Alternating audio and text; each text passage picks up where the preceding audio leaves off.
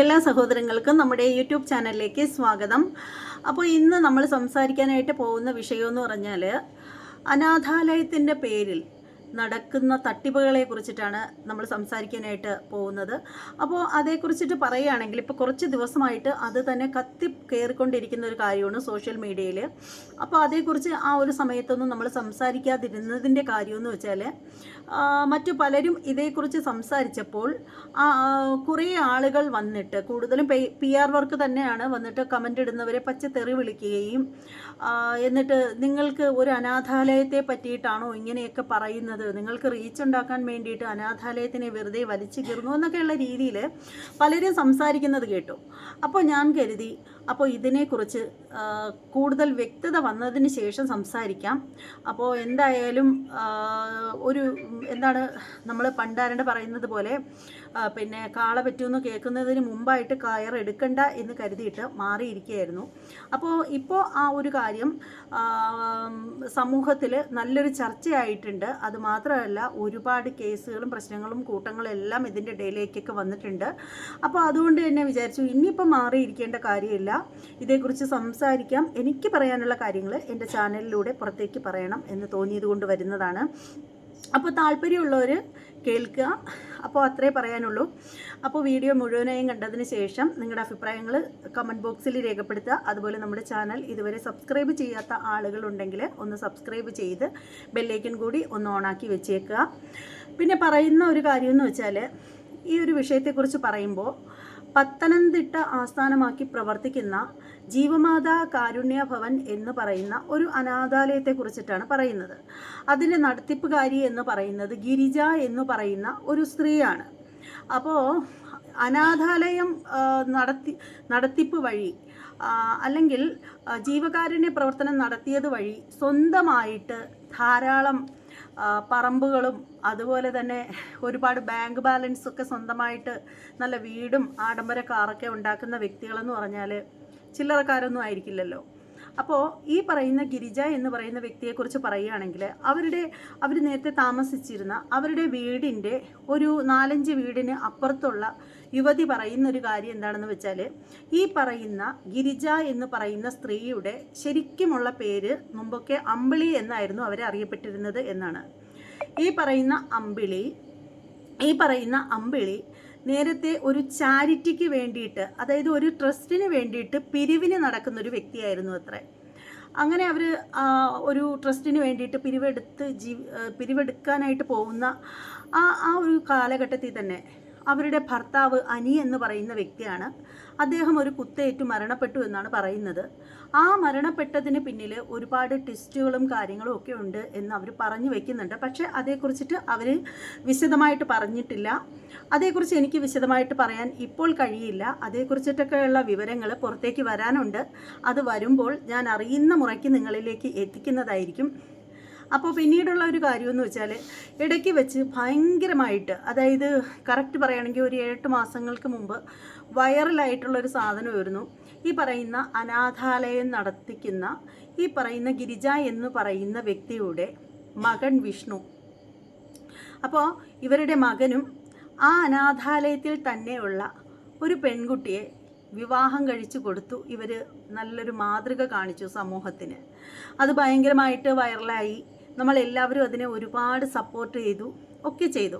ഭയങ്കര സന്തോഷം തോന്നി. കാരണം അത് കുട്ടിയെ കണ്ടാൽ ഒരു വളരെ ചെറിയൊരു കുട്ടിയാണ്, ശരിക്കും ദിവ്യ ഉണ്ണിയുടെയൊക്കെ ഫേസ് കട്ടുള്ള ഒരു കുട്ടി.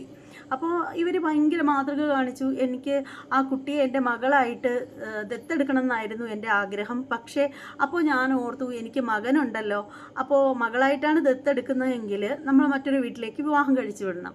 അപ്പോൾ എനിക്ക് മകനുണ്ടല്ലോ, അപ്പോൾ അവൻ്റെ ഭാര്യയായിട്ട് എൻ്റെ മരുമകളായിട്ട് വന്നു കഴിഞ്ഞാൽ അവൾ ജീവിത അവസാനം വരെ എനിക്കൊപ്പം ഉണ്ടാവുമല്ലോ എന്നൊക്കെ പറഞ്ഞിട്ട് പുള്ളിക്കാരത്തി കാച്ചിയ തള്ളുകളൊക്കെ നമ്മൾ ഇന്നും നല്ല ഓർമ്മയിൽ വെച്ചിട്ടുണ്ട്. അപ്പോൾ അങ്ങനെയായിരുന്നു ഈ ഒരു പെൺകുട്ടിയെ ജീവിതത്തിലേക്ക് കൊണ്ടുവന്നിരുന്നത്. അങ്ങനെ അതൊക്കെ കഴിഞ്ഞു. ഇപ്പോൾ നടന്നൊരു സംഭവം എന്ന് വെച്ചാൽ ഈ കുട്ടി ഒക്ടോബറിൽ വിവാഹം കഴിഞ്ഞ പെൺകുട്ടി ഇപ്പോൾ ഡെലിവറി കഴിഞ്ഞ് കിടക്കുകയാണ്. അതായത് കല്യാണം കഴിച്ചുകൊണ്ട് വന്നു, 7 മാസം പൂർത്തിയായി, 8-ാം മാസം സ്റ്റാർട്ടിങ്ങിൽ കുട്ടി പ്രസവിച്ചു. അപ്പോൾ അങ്ങനെ ആകുമ്പോൾ സ്വാഭാവികമായിട്ടും ചിലരൊക്കെ ഇതുപോലെ ഡേറ്റ് എത്തുന്നതിന് മുമ്പ് മാസത്തിൻ്റെയൊക്കെ വ്യത്യാസത്തിൽ പ്രസവിക്കാറുണ്ട്. അങ്ങനെയൊക്കെ പ്രസവിക്കുന്ന കുഞ്ഞുങ്ങളെ കൂടുതലായിട്ടും അവരവിടെ ഇൻക്യുബേറ്ററിൽ സൂക്ഷിക്കുകയാണ് ചെയ്യുന്നത്. കാരണം ഒരു സ്വല്പം വളർച്ചക്കുറവൊക്കെ ഉണ്ടാവാറുണ്ട്. അപ്പോൾ ഇപ്പോൾ 1.5 അല്ലെങ്കിൽ ഒരു 2 മാസത്തെയൊക്കെ വളർച്ചയുടെ ഒരു കുറവുണ്ടെങ്കിൽ ആ കുട്ടി തീർച്ചയായും അവർ കുറച്ച് നാൾ അവിടെ സൂക്ഷിച്ച് വെക്കുന്ന ഒരു പതിവുണ്ട്. അതെല്ലാവർക്കും അറിയാവുന്നൊരു കാര്യമാണ്. അപ്പോൾ ഈ ഒരു കുട്ടിയുടെ കാര്യത്തിൽ പറയുകയാണെങ്കിൽ ഇതുപോലെ ഡെലിവറിയൊക്കെ കഴിഞ്ഞപ്പോൾ നോക്കുമ്പോൾ കുട്ടിക്ക് പൂർണ്ണ വളർച്ചയുണ്ട്. കുട്ടിക്ക് ഒരു പ്രശ്നവുമില്ല, പൂർണ്ണ വളർച്ചയുള്ള കുട്ടിയെയാണ് ഈ ഒരു പെൺകുട്ടി പ്രസവിക്കുന്നത്.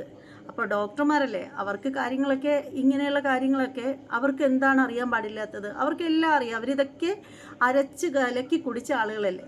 അപ്പോൾ ഡോക്ടർക്ക് ഡൗട്ട് തോന്നി. അങ്ങനെ ഡോക്ടർ ചൈൽഡ് വെൽഫെയറുമായിട്ട് സംസാരിച്ചു ആ ഒരു കാര്യത്തിൽ. അപ്പോൾ ഇവർ അന്വേഷിച്ചതിൽ നിന്ന് ഇവർക്ക് മനസ്സിലാക്കാൻ പറ്റിയൊരു സാധനം എന്ന് പറഞ്ഞാൽ ഈ ഒരു പെൺകുട്ടി വിവാഹം കഴിച്ചു, ഇപ്പോൾ 8ാം മാസത്തിൽ പ്രസവിച്ചു. പക്ഷേ മനസ്സിലാക്കേണ്ട ഒരു കാര്യം എന്ന് വെച്ചാൽ ഈ ഒരു പെൺകുട്ടിയെ വിവാഹം കഴിക്കുന്ന ആ ഒരു മാസത്തിലായിരുന്നു പെൺകുട്ടിക്ക് 18 വയസ്സ് പൂർത്തിയാവുന്നത്.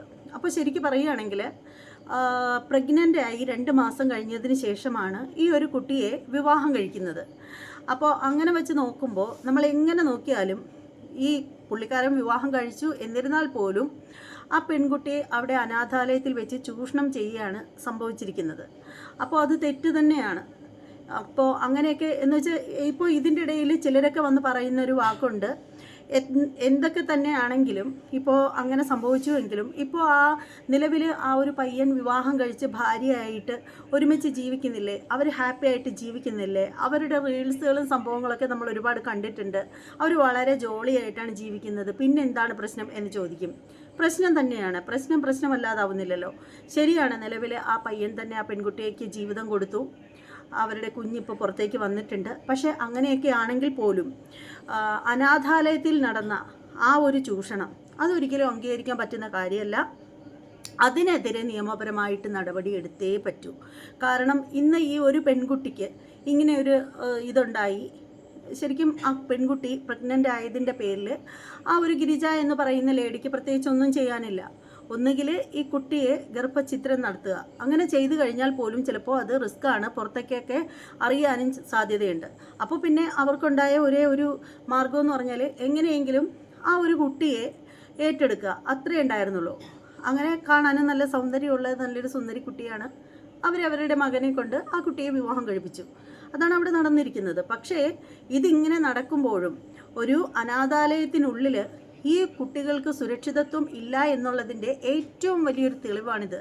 അപ്പോൾ ഈ ഒരു പെൺകുട്ടിക്ക് അവരുടെ മകൻ ലൈഫ് കൊടുത്തു, ഒരുമിച്ച് ജീവിക്കുന്നു. പക്ഷേ ഇപ്പോഴും മറ്റു കുട്ടികളുണ്ട് അവിടെ. അപ്പോൾ ആ കുട്ടികൾക്കൊക്കെ എന്ത് സുരക്ഷിതത്വമാണ് അവിടെ കിട്ടുന്നത്? അതാണ് നമ്മൾ ആദ്യം മനസ്സിലാക്കേണ്ട ഒരു കാര്യം. ഒരു കേവലം ഇപ്പോൾ ഇരയാണ് ആ കുട്ടിയുടെ പേര് പറയാൻ പാടില്ല, അതുകൊണ്ട് നമ്മൾ ആ കുട്ടിയുടെ പേര് പറയുന്നില്ല. എന്നിരുന്നാൽ പോലും ആ ഒരു പെൺകുട്ടിയെ ഇവർ മരുമകളായിട്ട് സ്വീകരിച്ചു. പക്ഷേ എന്ന് കരുതി അവിടെ ധാരാളം കുട്ടികളുണ്ട്. അപ്പോൾ മറ്റു കുട്ടികൾക്കാണ് ഇതുപോലെയുള്ള പ്രശ്നങ്ങൾ ഉണ്ടാവുകയാണെങ്കിൽ ആ കുട്ടികളെ എല്ലാവരെയും എന്ത് ചെയ്യും ഇവർ? ശരിക്കും അവിടെ കുട്ടികൾ സുരക്ഷിതരല്ല എന്നുള്ളതിൻ്റെ ഏറ്റവും വലിയൊരു തെളിവാണ് ഈ പറയുന്ന കാര്യങ്ങൾ. പിന്നെ പറയേണ്ട ഒരു പ്രധാനപ്പെട്ട കാര്യമെന്ന് വെച്ചാൽ അവിടുത്തെ സുരക്ഷിതത്വത്തിന് വേണ്ടിയിട്ടാണ്. നമ്മളിപ്പോൾ ഒരു അനാഥാലയത്തെക്കുറിച്ച് ഓർക്കുകയാണെങ്കിൽ പലരും പറയും, ഇത്രയും പൈസ എവിടെ നിന്നാണ് അനാഥാലയത്തിലേക്ക്? അവർക്ക് ഫണ്ട് ആളുകൾ കൊടുക്കുന്നുണ്ടെങ്കിൽ അവിടെ താമസിക്കുന്ന അന്തേവാസികളുടെ എല്ലാ കാര്യങ്ങളും നോക്കണ്ടേ? അപ്പോൾ പിന്നെ എന്താണ് നിങ്ങൾ ഇങ്ങനെയൊക്കെ പറയുന്നത് എന്നൊക്കെ പറഞ്ഞിട്ട് പറയുന്ന ആളുകളുണ്ട്. അപ്പോൾ അവരോട് എനിക്ക് പറയേണ്ടതെന്ന് പറഞ്ഞാൽ ഒരു അനാഥാലയം നടത്തിപ്പുകാർക്ക് വരുന്ന ഫണ്ടെന്ന് പറഞ്ഞാൽ ഒരുപാടാണ്. നമുക്കൊക്കെ ചിന്തിക്കാവുന്നതിന് അപ്പുറത്തേക്കാണ് വരുന്നത്. കാരണം ഇവർക്കൊക്കെ വിദേശ പണങ്ങളൊക്കെ ഒരുപാട് വരും. പലരും ഹെൽപ്പ് ചെയ്യും, പാവങ്ങൾക്ക് വേണ്ടിയല്ലേ ഈ പറയുന്ന അനാഥാലയങ്ങൾ. അപ്പോൾ അവരുടെ ഒരു സുരക്ഷിതത്വത്തിന് വേണ്ടിയിട്ട് പലരും കൊടുക്കും. പിന്നെ നമുക്ക് തന്നെ അറിയാൻ പറ്റുന്ന ഒരു കാര്യമാണ്, പലരും ബർത്ത്ഡേ അതുപോലെ ഇന്നത്തെ കാലത്ത് വല്ല മരണാനന്തര ചടങ്ങുകൾ ഇങ്ങനെയൊക്കെയുള്ള സംഭവങ്ങൾ നടത്തേണ്ട ആ ഒരു സമയം വരുമ്പോൾ ആ ഒരു ക്യാഷ് അനാഥാലയത്തിലേക്ക് കൊണ്ട് കൊടുക്കാറുണ്ട്. അവിടെയുള്ള ആളുകൾക്ക് നല്ല ഫുഡൊക്കെ അവർ വെച്ച് കൊടുക്കട്ടെ എന്ന് കരുതിയിട്ട് അങ്ങനെ ചെയ്യുന്ന പലരെയും എനിക്കറിയാവുന്നതാണ്. നമ്മുടെ അറിവിൽ തന്നെ അങ്ങനെ ഒരുപാട് പേരുണ്ട്. പലരും ഇപ്പോൾ നമ്മൾ സാധാരണയായിട്ട് നമ്മൾ ഹൈന്ദവർ ചെയ്യുന്നതെന്ന് പറഞ്ഞാൽ, നമുക്ക് ആരെങ്കിലും മരണപ്പെട്ട് കഴിഞ്ഞാൽ 16ൻ്റെ അന്ന് ഒരു ചടങ്ങുണ്ട്. അപ്പോൾ ആ ഒരു ചടങ്ങ് നമ്മൾ ജനങ്ങളെയൊക്കെ ആളുകളെയൊക്കെ വിളിച്ചു കൂട്ടി ചെയ്യാറുണ്ട്. പക്ഷേ ഇപ്പോൾ ചെയ്യുന്നതെന്ന് പറഞ്ഞാൽ അതിൻ്റെ ആ ഒരു നിയമപരിധിയിലുള്ള ആ ഒരു ചടങ്ങ് പുളിയടിയന്തരം എന്നൊക്കെ പറയും. അത് നമ്മൾ ചെയ്തിട്ട് ഫുഡ് കൊടുക്കുക എന്നുള്ളൊരു കാര്യമെന്ന് പറഞ്ഞാൽ അത് അനാഥാലയത്തിൽ ഫണ്ടങ്ങ് കൊടുക്കുകയാണ് ചെയ്യുന്നത്. അവിടെ അന്തേവാസികൾക്ക് അവർ ആ ഒരു പൈസയിൽ വെച്ചുണ്ടാക്കി കൊടുക്കാൻ വേണ്ടിയിട്ട് അങ്ങനെയാണ് ചെയ്യുന്നത്. പലരും ബർത്ത്ഡേക്കും ഒക്കെ അങ്ങനെ ചെയ്യുന്നവരുണ്ട്. വിവാഹത്തിന് പോലും അന്തേവാസികൾക്ക് വേണ്ടിയിട്ട് അനാഥാലയത്തിലെ അന്തേവാസികൾക്ക് ഒരു നേരത്തെ ഭക്ഷണം കൊടുക്കാൻ വേണ്ടിയിട്ട് ഫണ്ട് കൊടുക്കുന്ന ആളുകളുണ്ട്. അപ്പോൾ നിങ്ങൾ ഓർത്തോളൂ, അപ്പോൾ എത്ര വലിയ തുകയാണ് ഇവരുടെ കൈകളിലേക്ക് പല വഴിക്ക് നിന്നും വരുന്നത്. അപ്പോൾ ഇത് എല്ലാം കൊണ്ടുവന്ന് അവർക്ക് കൊടുക്കാറുണ്ടോ ഈ പാവപ്പെട്ട മനുഷ്യർക്ക്? ഇല്ല, ഒരിക്കലും കൊടുക്കുന്നില്ല.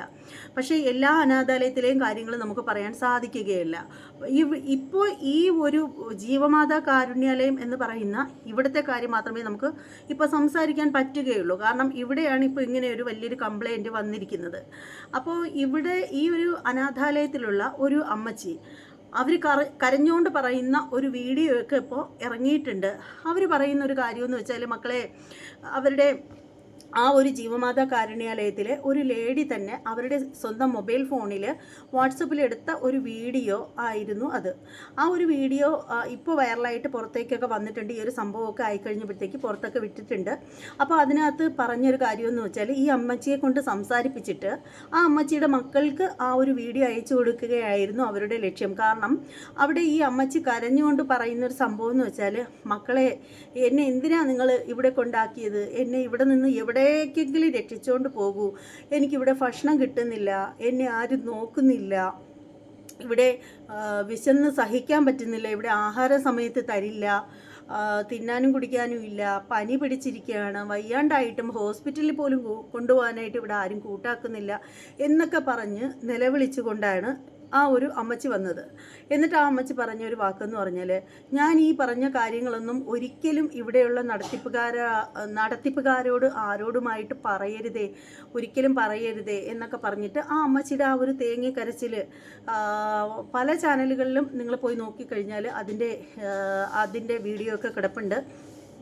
അപ്പോൾ അങ്ങനെയാണ് കാര്യങ്ങളൊക്കെ എന്ന് പറഞ്ഞാൽ, നിങ്ങളൊന്ന് ഓർത്ത് നോക്കൂ. ഈ പാവപ്പെട്ട മനുഷ്യർക്ക് ആഹാരം കഴിക്കാനുള്ള വക ജനങ്ങൾ അവർക്ക് കൊടുക്കുമ്പോൾ, സംഭാവനയായിട്ട് കൊടുക്കുമ്പോൾ, അതെടുത്തിട്ട് അവരെ സംരക്ഷിക്കാണ്ട് ആ പൈസ എടുത്തിട്ട് സ്വന്തം ബാങ്ക് ബാലൻസ് ഉണ്ടാക്കുകയും അതുപോലെ തന്നെ സ്വന്തമായിട്ട് ആ പൈസ വെച്ചിട്ട് പുരയിടങ്ങളും പിന്നെ ഒരുപാട് സ്വത്ത് വകകളൊക്കെ മേടിച്ച് വാരി കൂട്ടുകയൊക്കെ ചെയ്ത് ആഡംബരപൂർണ്ണമായിട്ടുള്ള ജീവിതം നയിക്കുമ്പോൾ ഇവിടെ ആരാണ് ശരിക്കും മണ്ടന്മാർ? ഇവർക്കൊക്കെ പൈസ അയച്ചു കൊടുത്തവരാണോ മണ്ടന്മാരായിരിക്കുന്നത്? ശരിക്കും ഇത്തരത്തിലുള്ള കള്ള നാണയങ്ങളെ തിരിച്ചറിയുകയും ഇവരെയൊക്കെ നിയമത്തിന് മുന്നിൽ കൊണ്ടുവരിക തന്നെ വേണം. അതിലൊന്നും ഒരു വിട്ടുവീഴ്ചയും വിചാരിക്കേണ്ട. ഇപ്പോൾ ഈ അടുത്ത സമയത്ത് തന്നെ ആ ഒരു ഗിരിജ എന്ന് പറയുന്ന ലേഡിയുടെ വിവാഹമൊക്കെ കഴിഞ്ഞിട്ടുണ്ടായിരുന്നു. പിന്നെ അവരുടെ ഭർത്താവ് മരിച്ചിട്ട് കുറേ വർഷങ്ങളായി. ഇപ്പോഴവരുടെ മക്കൾ അവരെ ഇപ്പോൾ വിവാഹം കഴിപ്പിച്ചിരിക്കുകയാണ്. ഇപ്പോൾ അതിൻ്റെയൊക്കെ വീഡിയോസും സംഭവങ്ങളും ഒക്കെ വൈറലായിരുന്നു. ഇവർക്ക് സ്വന്തമായിട്ടൊരു യൂട്യൂബ് ചാനലുണ്ട്. അപ്പോൾ ആ ഒരു യൂട്യൂബ് ചാനൽ വഴി ഉള്ള വരുമാനവും ഉണ്ട് ഇവർക്ക്. അങ്ങനെയൊക്കെയാണ് കാര്യങ്ങളൊക്കെ. അപ്പോൾ എന്തായാലും പറയാനുള്ളതെന്ന് വെച്ചാൽ, ഇതിനെക്കുറിച്ചിട്ട് ഇനി കൂടുതൽ വിവരങ്ങൾ പുറത്തേക്ക് വരാനുണ്ട്. അപ്പോൾ അതൊക്കെ വരട്ടെ. തെറ്റുകൾ ആര് ചെയ്തു കഴിഞ്ഞാലും അതിനവർ ശിക്ഷ അനുഭവിക്കുക തന്നെ വേണം. അപ്പോൾ ഉപ്പ് തിന്നവൻ വെള്ളം കുടിക്കണമെന്ന് നിങ്ങൾ കേട്ടിട്ടില്ലേ? അത് തന്നെയാണ് ഇവിടെയും സംഭവിച്ചത്.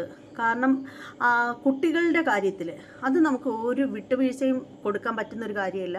അവിടെ ഇനിയും കുട്ടികളുണ്ടെങ്കിൽ അവർ സുരക്ഷിതരാണോ അല്ലയോ എന്നുള്ളതിന് ഉറപ്പ് വരുത്തണം. സാധാരണ ജനങ്ങൾ ഫണ്ട് കൊടുക്കുന്നത് എന്തിനാണ്? ഈ പാവപ്പെട്ട മനുഷ്യരെ സംരക്ഷിക്കുന്നതിന്.